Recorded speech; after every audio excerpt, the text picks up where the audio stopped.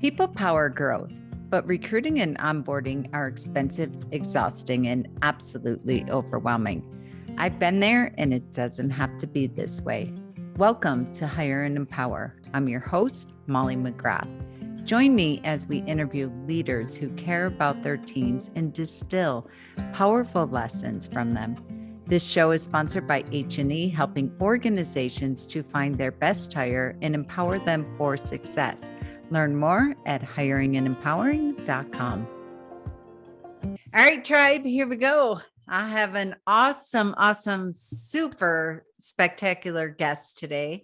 I have Dan Lear, and you all, I know many people in the legal space, the man, the myth, the legend. I'm so excited to reconnect with you and meet you at the ABA tech show. And I remember you walked into the ping pong place. I'm like, oh my God, like you're a legend. Where have you been? So good to see you again. Yeah, it was lovely to see you in Chicago. And as I said to you there, I don't know that I've gone anywhere, Yeah. but to the extent that I'm back, I'm happy to be back, baby. Like whatever that means, I am it. So well, no, it's great to be back. Well, it's cool because we met at the Avo. What was the name of the show again? Lawyer-nomics, the event that we used to put on. Yeah. It was so fantastic. That was the best legal conference that Ross and I had been to in Vegas. And I mean, how many years did you all do that?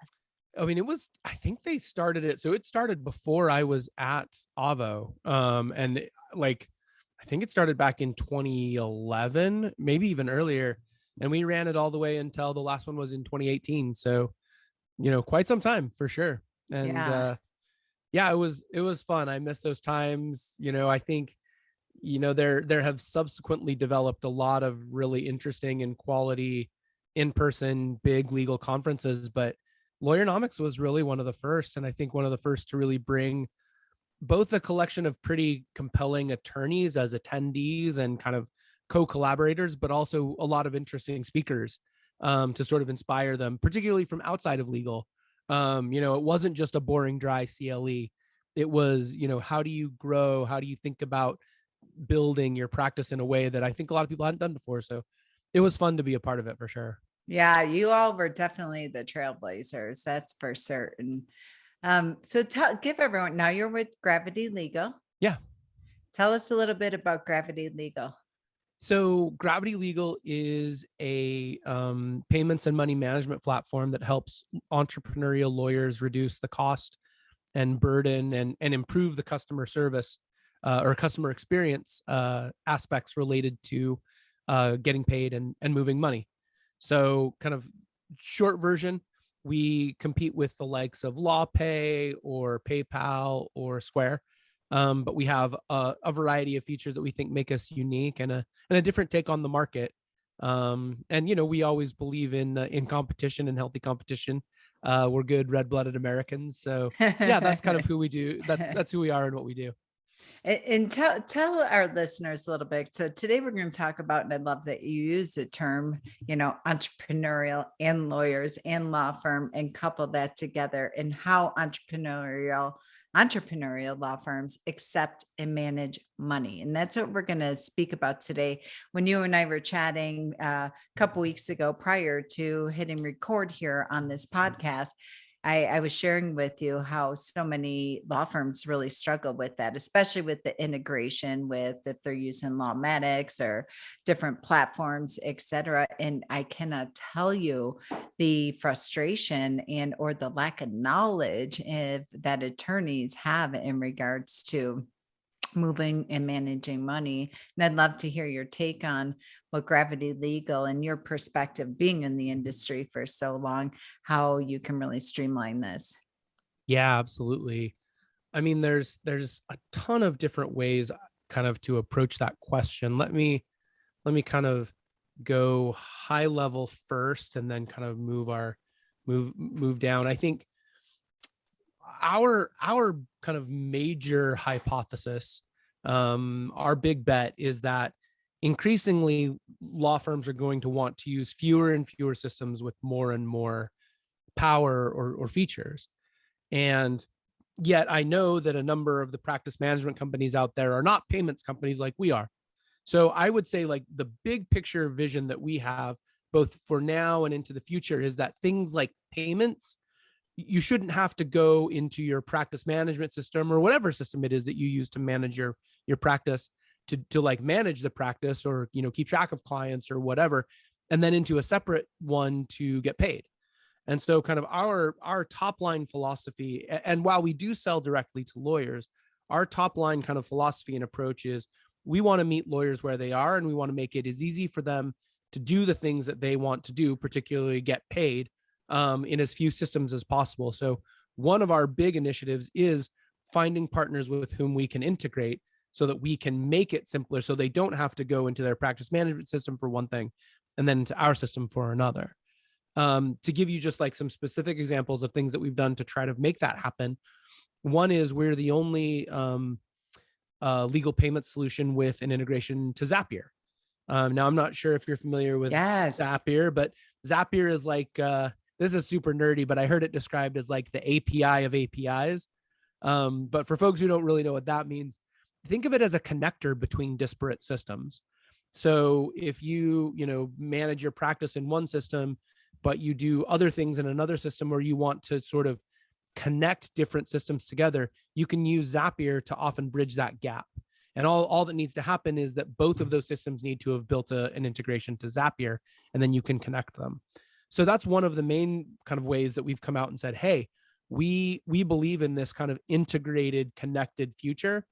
And so therefore we're going to connect into Zapier, which is one of the biggest sort of connectors. I'll just say one other thing, Molly, and then I'll let No, you talk. please. So No. another thing that we've done is we've actually built technology that enables firms to shift the cost. I'll give you two more actually, or to transfer fees, to transfer funds from trust to operating right in our platform. So a lot of law firms and most banks, a lot of banks these days have online banking features, but not all of them do.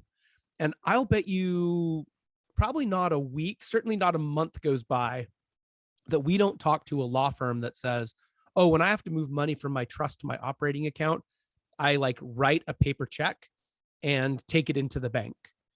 And that's like crazy inefficient, and it's hard on the rainforests and like all of this stuff. And so like we built a technology that enables you right on Gravity Legal to make that transfer. So you don't even have to go into our platform and then say into your bank and move the money. Actually, you can just do it right in Gravity Legal. So that's another example. And then finally, another one, and this one's fairly common, but I want to just mention it really quick, is we've also integrated ACH into our platform. And some payment processors, I think now a lot of them have integrated ACH, but some of them shy away from it because it's less expensive. And so like payment processors don't make as much money on it. So therefore it's like, well, we'd way rather push someone to a card if we can. Why would we give them the option to use ACH? And we really believe that we need to meet the customer where they are, and we need to help facilitate the firm to get paid in whatever manner that looks like. And so we've really tightly integrated ACH into our system. So I can talk about some other things, but that's kind of, we're at a high level thinking about kind of how do we kind of keep lawyers in one system and in one ecosystem, and how can we build the tools to help facilitate that? And that includes, again, something like Zapier, or enabling the ability to move money from trust to operating in one place, or integrating ACH and making it easier so you don't have to go to your bank for your ACH and our system or another system to get your card payments. Does that make sense? Does that help? It does. And that's what I hear from attorneys all the time, is how to efficiently be able to move it without having to go into all these different platforms. And I'm so grateful that, I mean, I believe you. There are firms that are physically, it's interesting when I coach firms and I look at their time templates and try to figure out where there's inefficiency and who's doing what to reach goal. I can't tell you how often I will see that people are going to the bank deposits. I'm like, what? Yeah.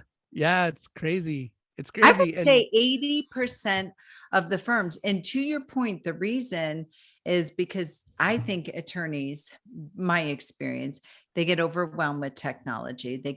There's so many different platforms out there now. You're on any of these groups. I think I was telling you, Lawyer on the Beach, private Facebook group, Max Law. There's all these different private Facebook group. And I would say 90% of the conversation and engagement and conversation around there is about technology, and how to, and a tremendous around definitely finances and around operating account, trust account, what have you. And one of my favorite sayings that one of my very first mentors said to me is, a confused mind says no. And when it's too much, it's too overwhelming, they shut down. And well, I'm just going to continue to go to the bank and write a paper check. So no, absolutely. I totally agree. why, tell me, what are some of the objections that you hear from attorneys of why this is a no-brainer? Why, what is the blind spot or the barrier for embracing this new technology? I mean, at a high level, firms, one of the I think pieces of pushback that I often get is the cost of payment processing. And yeah, I get that 3% of revenue feels like a lot, but what's crazy, Molly, and I'm sure you know this, is lawyers have accounts receivable of, they often fail to collect anywhere from 20 to 40 to 50% of what they bill out, right? Yes. So they're super worried about that 3%, but more than happy to let half of their revenue walk out the door. And it just makes me wonder, and we can talk a little bit about this. I don't want to, we could go on forever, I'm sure. But I think it's not just about that 3%. It's actually about building a system in your law firm and building an expectation with your client about what your services cost and when and how you expect to be paid, right? It's not just about, oh, I'm going to ask them to pay with a credit card instead of cash or check like I've always been doing. There's more to it. But I have to believe that of that, call it 40% of money that you're just writing off every year, if you made it easier for your clients to pay, is it possible that 5% of them would pay you? You've already easily made up the 3% that it's going to cost you. Is it possible that 10% more would pay you? If you just made it easy instead of having them write a paper check or bring cash to the office or whatever, it seems to me that's at least one way that you can make it easier for your clients to pay you, and thus kind of, so that's the first objection is hey, it costs so much. Why would I do that? I think I hear other objections. I think that's really, yeah. Or, the system that we have is working fine. And to be fair, if you do have a system where clients pay you with paper checks or cash and it's working great, by all means, you don't need me. Although, we just went through the pandemic, and in March of 2020, we had a bunch of nervous lawyers calling us saying, hey, I still have work. Clients are still paying me, but they're sending checks to the office, and the office is in a building that's locked where I can't get access. So I've got serious cash flow problems right now. So, I might not, given what we've just been through, I might not build my house on a foundation that's dependent upon a physical location. But even beyond that, fine, you don't need to use us all the time, but have a system in place that enables you to get paid that doesn't require someone giving you cash or checks. And again, the other funny thing about, cash is that really requires you to actually have some kind of physical interaction with someone, which again, in the middle of the pandemic was a little bit dicey. You don't know where that person's been. You don't know kind of how their approach to all of this. So it just raises a bunch of risks and questions that I think lawyers need to, at least as a backup. But finally, consumers are increasingly used to, not only not using, they say, I don't know how much I believe this, but they say, millennials don't even know what a bank account is or don't know what a bank account number is. Okay, fine, may or may not be true. But not only are they increasingly not using that to pay, they're using not only, and they're not even using cards anymore. Right now, there's Apple Pay, there's GPay, there's crypto, where like there are tons and tons of different ways to move resources. And insisting upon someone bringing you an envelope full of cash or writing you a paper check is just like, it's not the typical way that most commerce gets done today.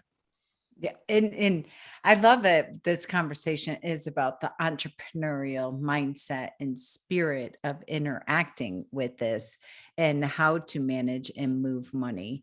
Because to your point, okay, so 3%. Well, if you're moving $10,000 out of trust into operating or what have you, all right, that's $300, right? Okay. Well, you have to not look at what the fee is, but what the cost is of Yep. not doing this. Cause you take $300 and you have an attorney whose billable hour is, I don't care, 475 or what have you. Then you have your client service coordinator that you're paying them, or your admin or your law clerk or what have you. And you're paying them anywhere from 20, $25 an hour, or your paralegal that you're billing out at 175. It's not the fee. Again, if you're a true entrepreneur and you're coming at that from that perspective, it's the cost, because we all know when it comes time to invoicing and tracking time and getting the invoice together, that attorneys turn it into like a massive project. So it's not even click, but then they have to, craft the email. They turn it into a work of art when we send out the invoice and ask for the check. And then you better have a rock solid follow-up system and automation through your CRM. Like they turn you can't even, I mean, using that example of 3% on even something as simple as $10,000 for $300. Like if you even touch that thing for even a half hour, you're losing money.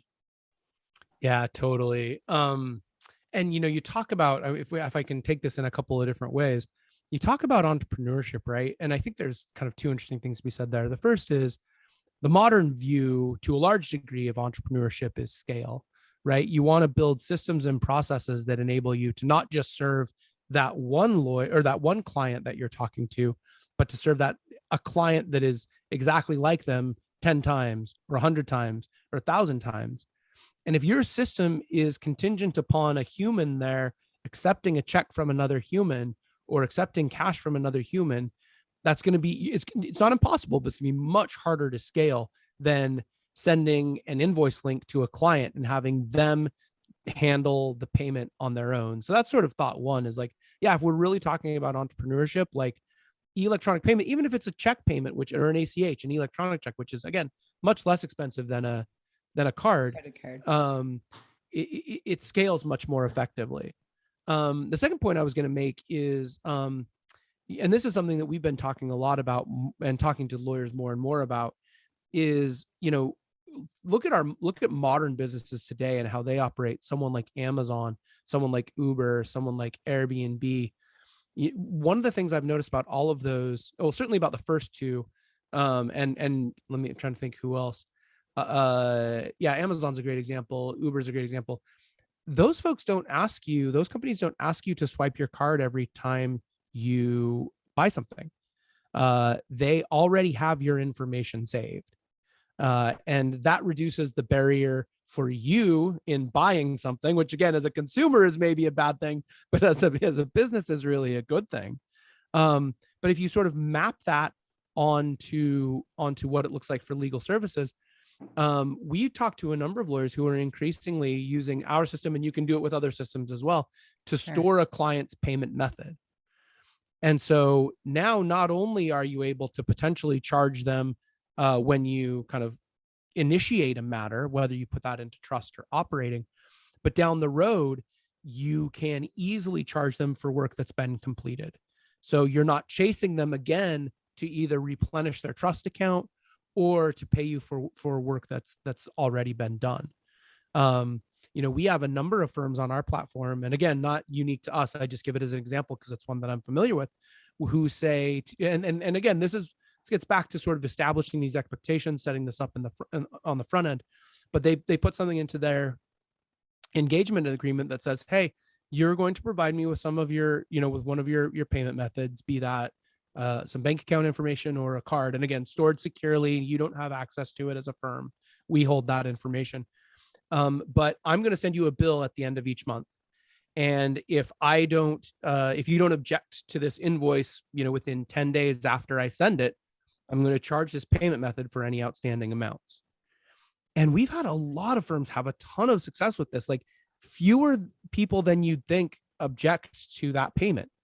Now, they may not be happy about it. A lot of times, a lot of people aren't happy about paying their lawyer, but it's easy. They don't have to think about it. They've been communicated to, and it really and it dramatically improves the financial health of the law firm.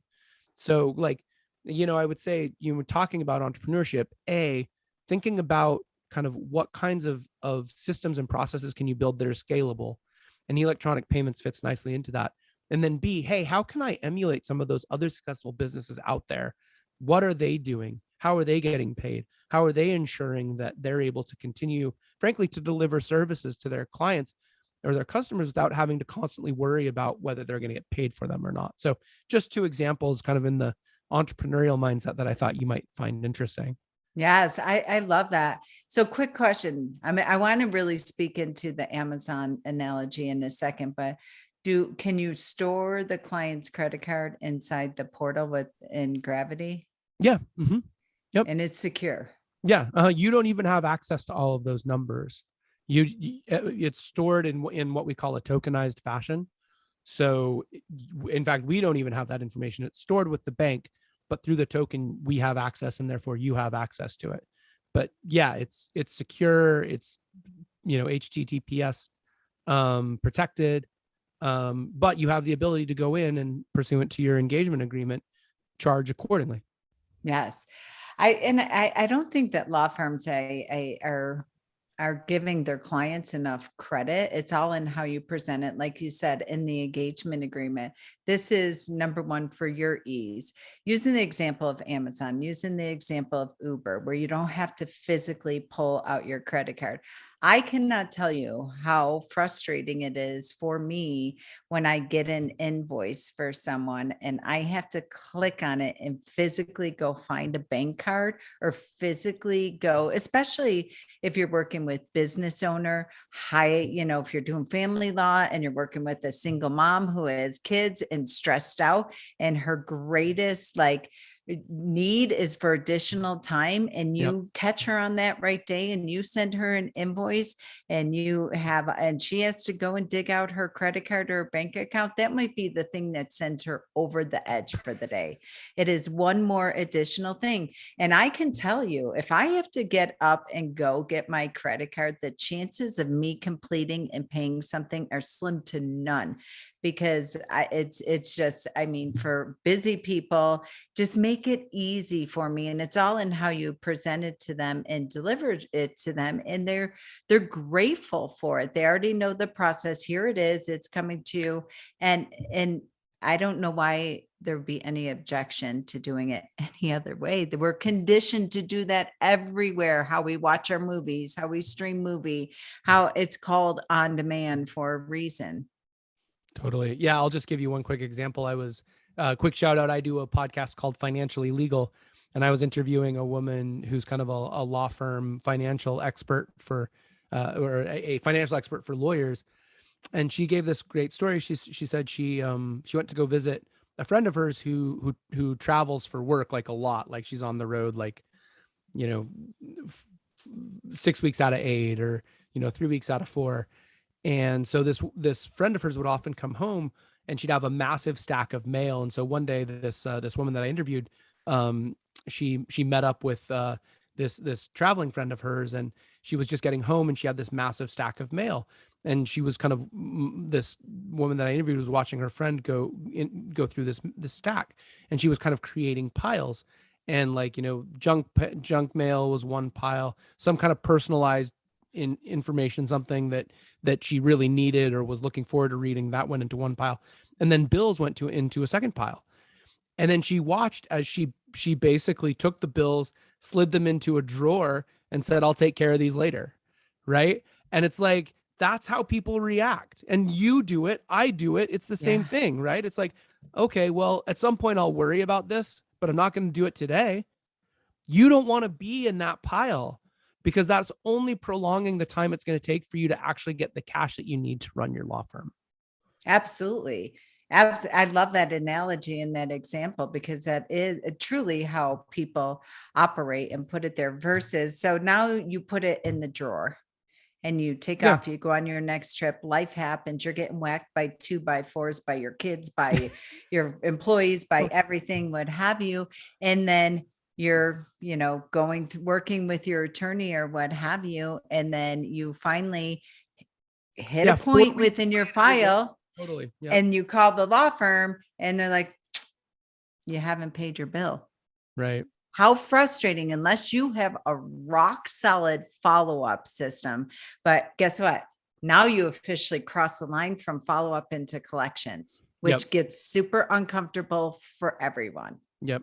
And meanwhile, the firm is without its money, right? The firm is now in this awkward place where they want to ask, but they have to ask, they don't want to, or like it's and then I actually had another podcast guest who, said he kind of mapped out the whole client life cycle and said, this is how your failure to accept credit cards turns into a bar complaint. But you don't want to ask. So then you don't communicate with the client. Then the client doesn't know what's happening. Then you show up in court and you're not properly prepared. And then the client gets pissed off because you don't win your case, and on down the line until they ultimately file a bar complaint against you. And I think it's an exaggerated example, but it's not that far from reality, from the perspective of nobody likes to talk about this stuff. Nobody likes to deal with it. Lawyers just want to do work.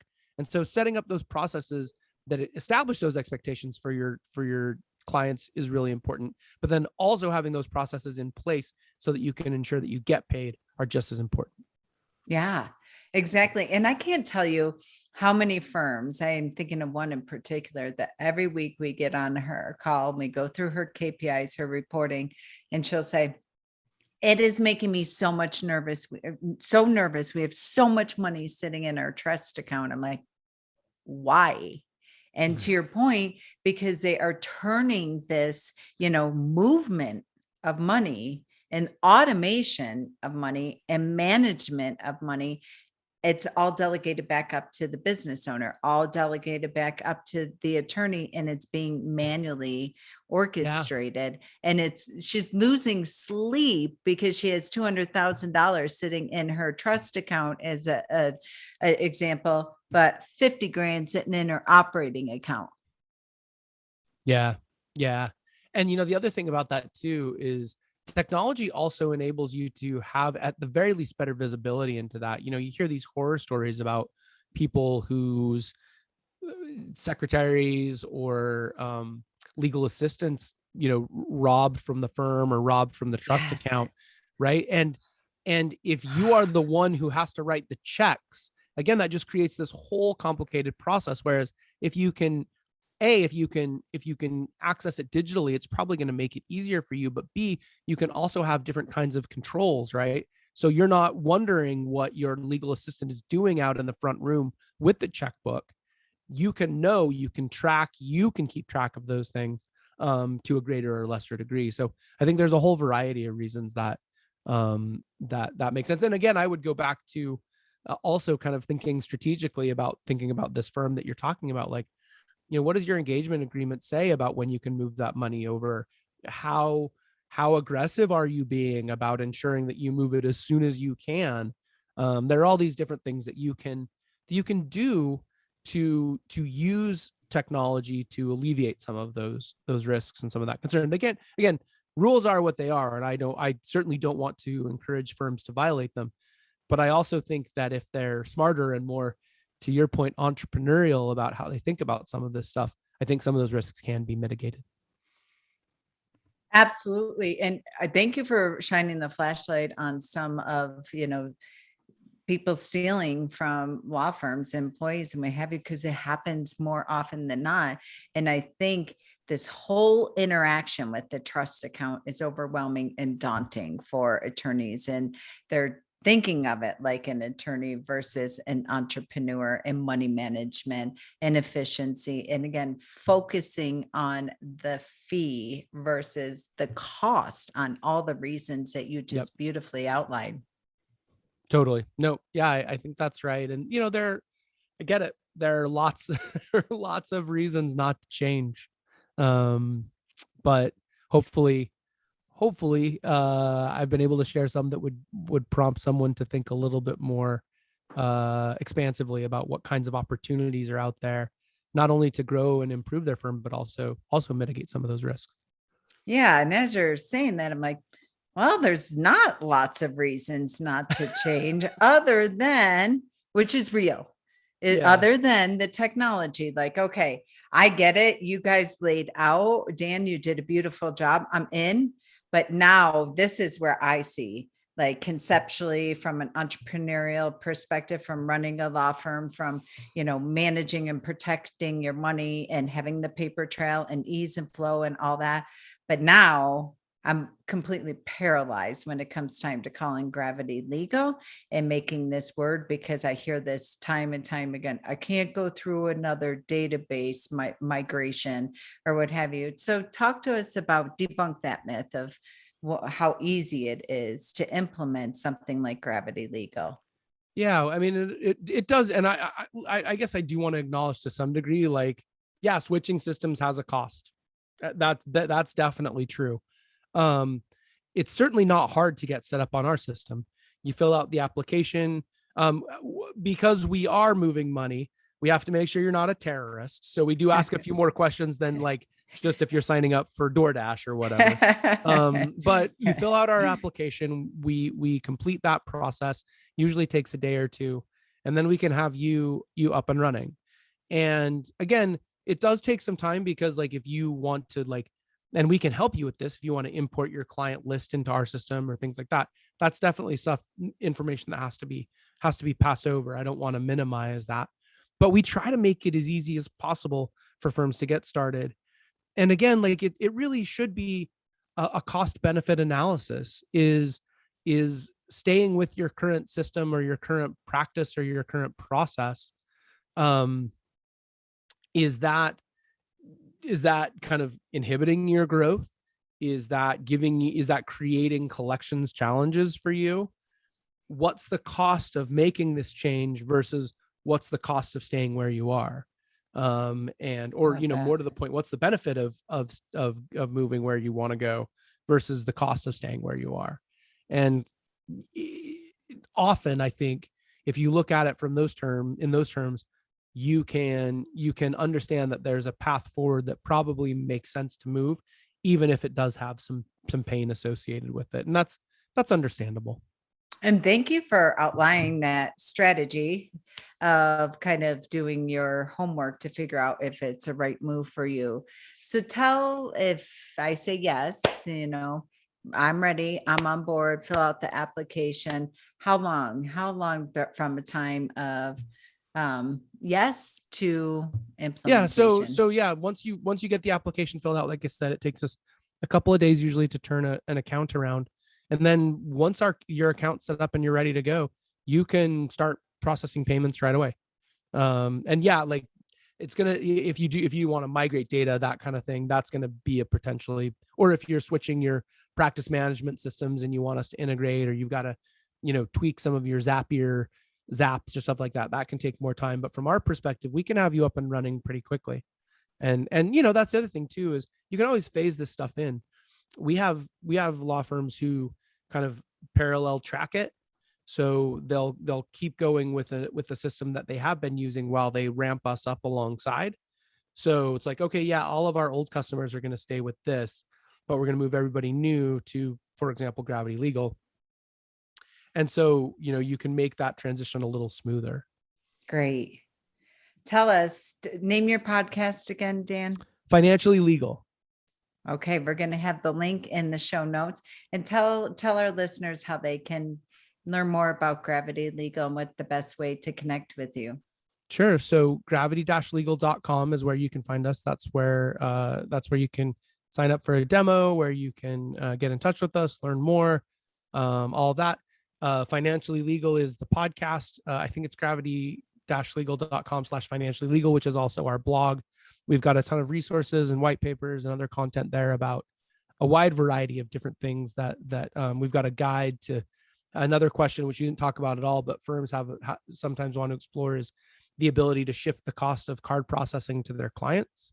Not every firm likes to do this. I totally get it, but that's one feature that we've built that firms can learn more about. That question is all the time. Yeah, I hear that. It's become more and more common, I think. So we've got resources around that. But yeah, that's all at gravity-legal.com, financially legal. But that's where folks can learn more. I spend a lot of my time on social media on Twitter. So you can catch me on @rightbrainlaw. And folks can email me directly at dlear@gravity-legal.com if they want to reach out. Excellent. Thank you. We'll have all the links in the show notes, and I cannot recommend Gravity Legal enough. And for you all to get into 2022 and again, start looking at the cost that it's taking you from an administrative, yourself, your paralegal, your admin team, versus just focusing on that 3% fee. Because if you have an entrepreneurial mindset, you're looking at what you can do with that found time of energy and management, what have you, to be doing marketing to get more business. Absolutely. Couldn't agree more. Yeah. Dan, thank you so much for being our guest today. I can't wait to share this episode with all of our listeners. And thank you for continuing to be a legal leader.